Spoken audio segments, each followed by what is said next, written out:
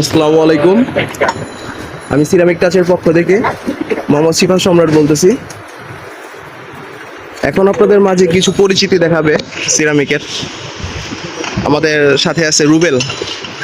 রুবেল, হয়েছে হয়েছে ভাইয়া, বহুত হয়েছে। কি অবস্থা, ভালো আছেন? জি ভাই, আলহামদুলিল্লাহ আলহামদুলিল্লাহ তামাম।